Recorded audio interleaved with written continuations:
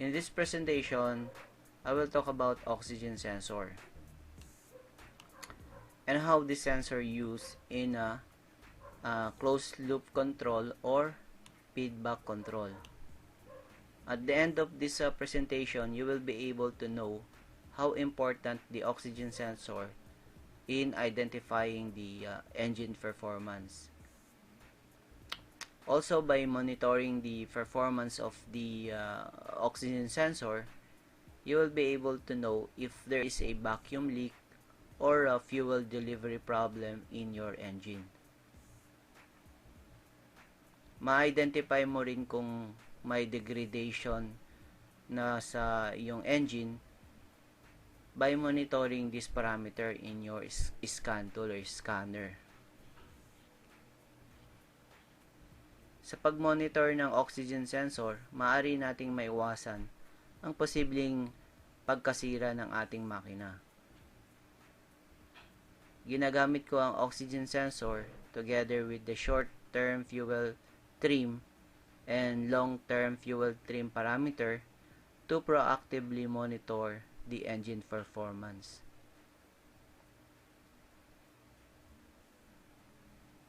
Ang sensor na to ay tinatawag ding lambda sensor. The main function of the sensor is to detect changes in the oxygen concentration in the exhaust gas. Kapag mataas ang concentration ng oxygen, ang signal na i-feed niya sa controller ay approximately 0 volt. Meaning, nasa lean condition ito. When you say lean, it means marami ang pumapasok na hangin kaysa sa fuel.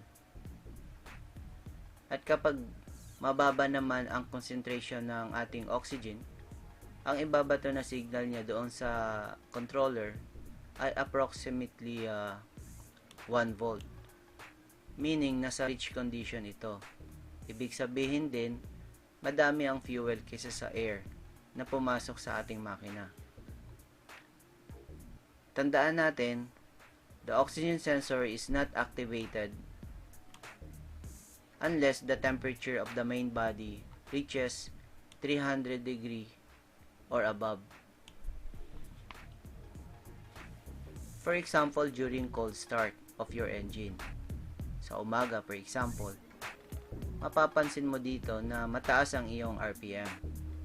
It means nasa rich condition ito, temporarily.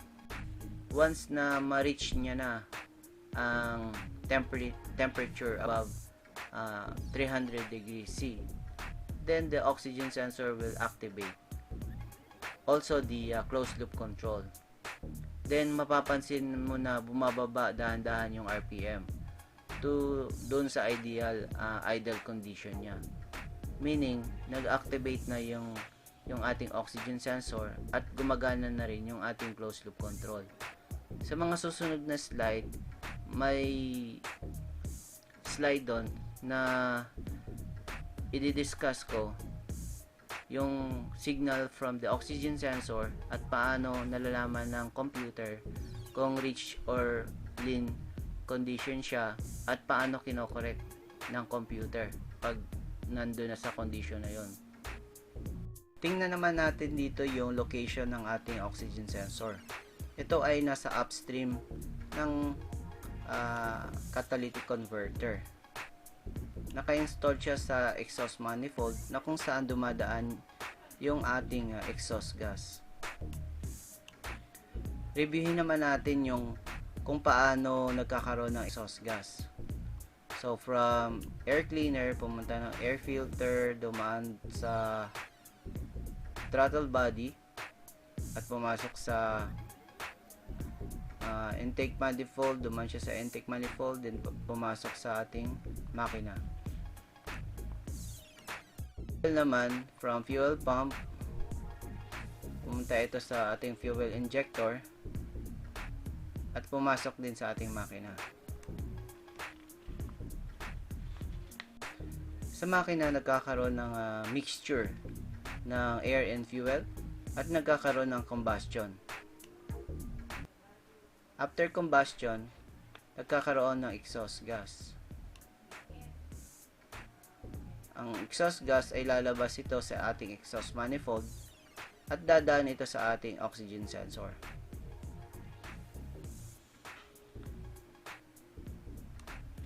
Titingnan ng oxygen sensor kung tama ba yung naging combustion.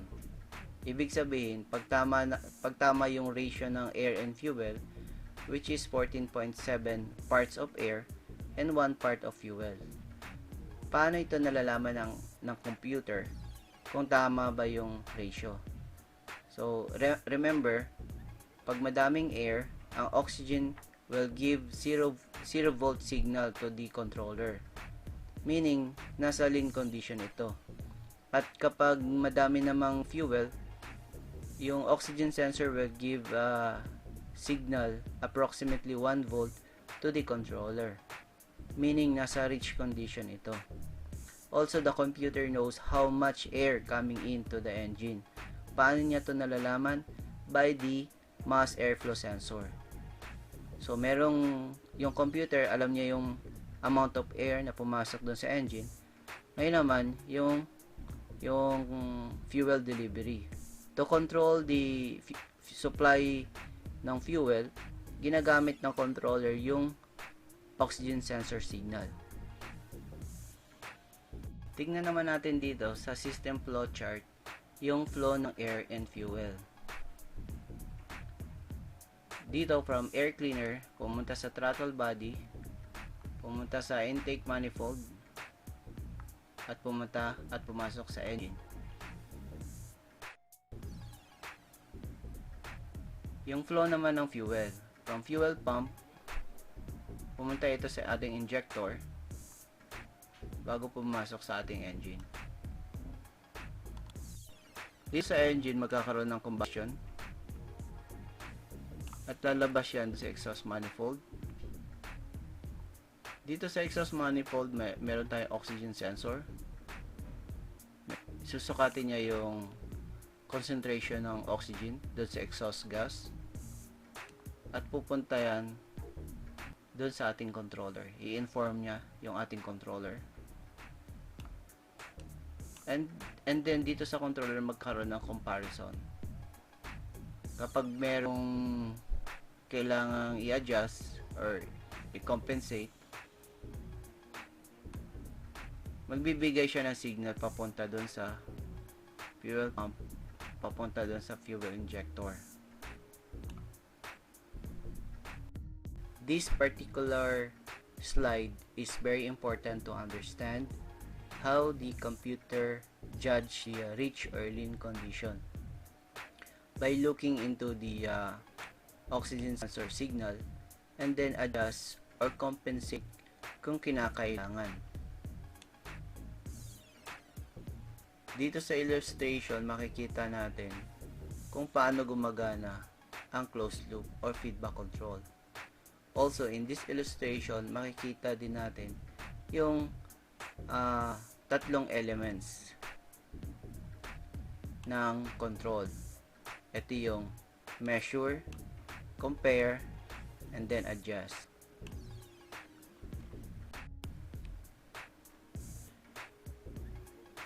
Ito naman yung ideal oxygen waveform signal na kailangan na ma-maintain ng ating controller.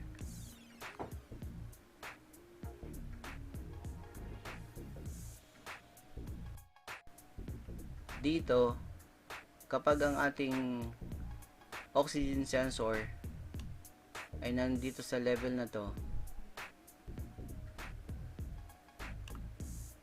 yung controller natin ginadjudge yung signal ng oxygen sensor as rich condition. So ito yun. At pag bumaba na yung signal dito, ito naman yung lean condition. Ginadjudge ng ating ECM na lean condition siya. Ibig sabihin ng rich condition, mas madaming fuel compare sa air na pumasok sa makina. Pag lean condition naman, mas madami ang air compare sa fuel na pumasok sa ating makina.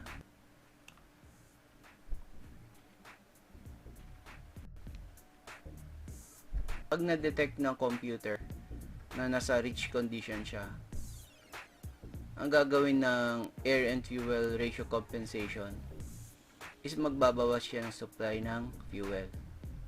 Kasi nga, rich condition, ibig sabihin, madaming fuel ang na-detect niya. So, magbabawas yung controller ng fuel. At pag dumating naman dito sa lean condition, ibig sabihin, konti yung fuel, mas madami yung air. So, ang gagawin niya compensation is magdadagdag siya ng supply ng fuel. Same thing din dito. Nasa rich condition, detect ng ating controller. So, magbabawas siya ng supply ng fuel. About 10 seconds, kapag hindi active ang iyong oxygen sensor, pupunta siya sa open loop control. Ibig sabihin yan, pag nakapatay yung iyong makina, so hindi gumagana yung closed loop control.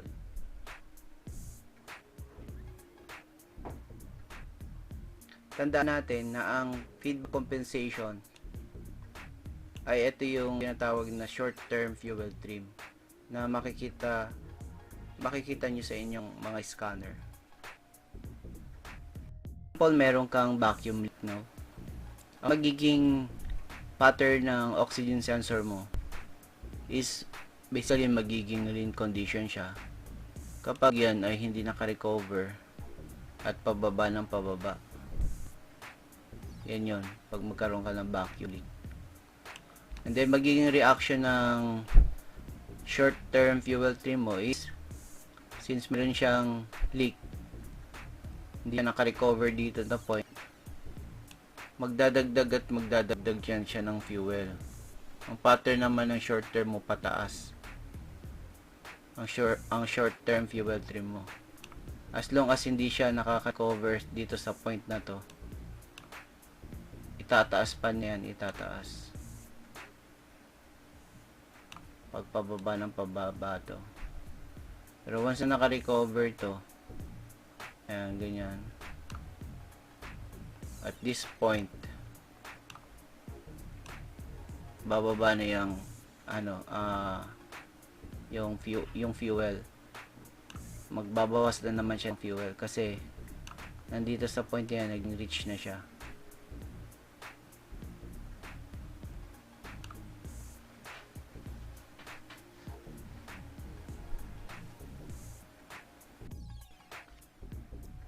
This is a good example for the closed loop or feedback control. In the instrumentation, you have different type of control. You have feedback, feed forward. You have this cascade control, split type of control. So here, this is a good example of a feedback control. Yung oxygen sensor, yung signal niya ay pumunta dito sa ating controller. And then dito sa controller, magkakaroon ng comparison kung rich or lean condition siya. Kapag nasa lean condition siya, ibig sabihin mas marami yung hangin na pumapasok compare sa fuel. So magbibigay siya ng signal dun sa fuel injector na, hey, bigyan mo pa ako ng madaming fuel.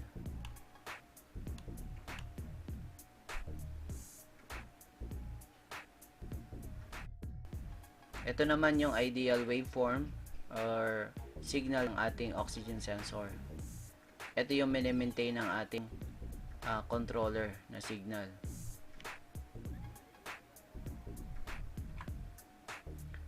For example, meron kang vacuum leak. So let's say wala namang problema sa mga sensors mo. Yung intake air temperature at saka yung manifold air pressure mo, okay naman, wala namang problema dyan. Pero dito, meron kang unmetered air na pumasok. So, may pumasok na hangin dyan. Ang gagawin ang ma-detect ng ating oxygen sensor is nasa lean condition siya. Yan, lean condition. Ang gagawin niya, magbibigay siya ng signal dito sa ating controller. At yung controller naman natin, i-compare, no? Pag nakita niya na merong deviation or mas madaming hangin na pumasok doon sa engine compare sa fuel, magbibigay siya ng signal dito sa fuel injector na mag-supply ka pa ng madaming fuel. Yun ang gagawin niya. So, ang ating oxygen sensor ay may control dito sa ating fuel injector. Ito naman yung normal oxygen sensor. Ito yung waveform na yan. Yan yung normal na mini-maintain ng ating controller. Pag may vacuum leak ka, ang mangyayari niyan, ito yung reach, lean, reach, and then magde-degrade yan pag meron karoon ng vacuum leak. Ito yung mga tinatawag na unmetered air, yung vacuum. Maraming hangin na pumapasok sa ating makina.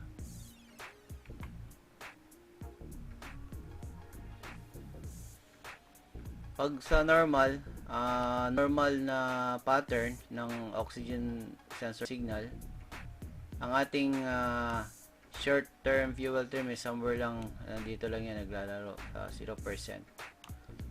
Pag may vacuum leak ka, so magkakaroon ka ng signal, magde-degrade. Okay, magiging reaction ng yung fuel trim, short term fuel trim is here, na-detect niya na, parang konti yung supply ng fuel. So magsusupply siya ng fuel dun sa sa fuel injector hanggang sa makarecover to. So dito mapapansin mo dito, okay, bumagsak na yung kanyang oxygen sensor, naging nasa lean condition siya. So ito nag-react na yung short term fuel trim mo para lang makarecover, ma-compensate lang yung kakulangan ng fuel.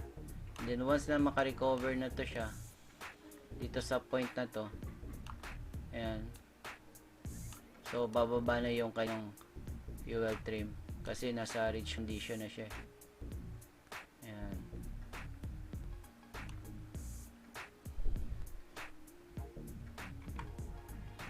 Ito naman, for example, medyo tricky yung illustration na to. Kasi dito, okay, nagkaroon ng lean condition, bumaba yung signal ng oxygen sensor, then nag-react yung short term fuel trim mo, and hanggang sa nakarecover siya. Ayan, nakarecover na, nasa reach na siya, nasa tamang waveform na siya. Pero bakit nag-stay siya? Hindi siya bumaba. So nag-stay siya, no? Ibig sabihin nito, hindi pa na-correct yung vacuum leak, hindi pa na-correct. So ang pumasok na dito is yung long-term fuel trim na. So hindi mo na i-discuss yung long-term fuel trim dito kasi medyo mahababang discussion yun. So ginagamit yung long-term fuel trim to make sure na vacuum, kung na-solve ba yung problema mo dun sa vacuum leak.